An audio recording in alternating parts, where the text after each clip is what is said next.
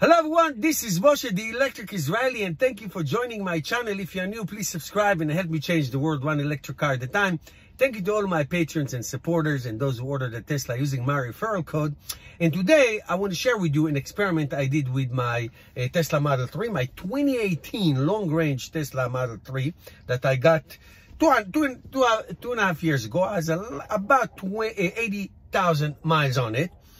And about 5 days ago, so I did something I do once a year, maybe twice. I charged it to 100%, and the reading showed 300 miles. Now, when I bought this car, it was 310, meaning a loss of about 4.6% of the battery capacity. That doesn't mean that this is how much I lost, but this is what I got when I charged it almost a week ago. Now, I may charge it later in June when it's warmer and may see 315. We'll never know. And actually, I will do that. I want to test that.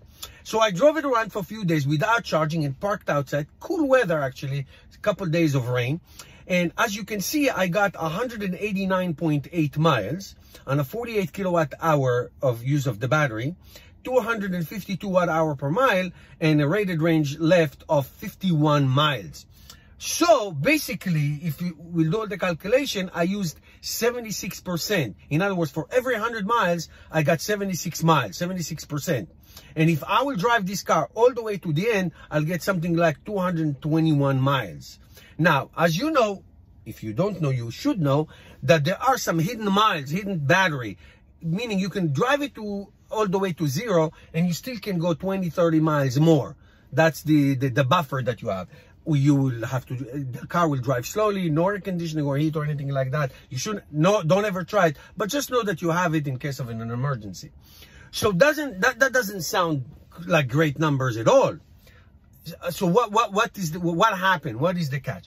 First of all, leaving the car outside, just by sheer of having it parked, there's what we call the phantom draining or the vampire, and that takes a charge from the battery. Just if you leave it like that. That's why a daily or every other day charging of the car is important. Number two, in the morning, when there were 2 mornings when the battery was really cold, it took a lot of time to preheat it and all that, so that takes drainage. In other words, your daily routines can take drainage from the battery. Just like if you turn your car with gasoline and it burns gas just sitting there and warming it up. So that's why it's very important to have the daily charge between 20 and 80%. Don't go below and don't go above. Keep the battery healthy for a long time. And of course, you'll get better range. And especially when you have to preheat or pre-cool the car, it's very important that it's plugged in. So if you don't drive distances every single day, and you know, you don't charge a lot, make sure that you get to that charge that is enough for you, 60%, 70%, but no more than 80%. And especially, again, I know I said it many times, especially when you have to precondition the car, because it not only preconditions the car, it preconditions the battery. And that's very, very important. So don't say, oh my God, they lost 80 miles of rated range or 90 miles of rated range. That's not the case at all.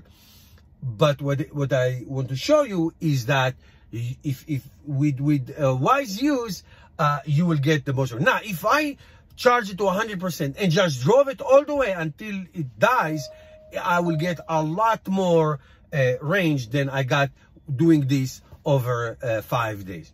Okay, I hope this was helpful for you. Thank you guys for watching. If you have any questions, put below, and I'll see you tomorrow.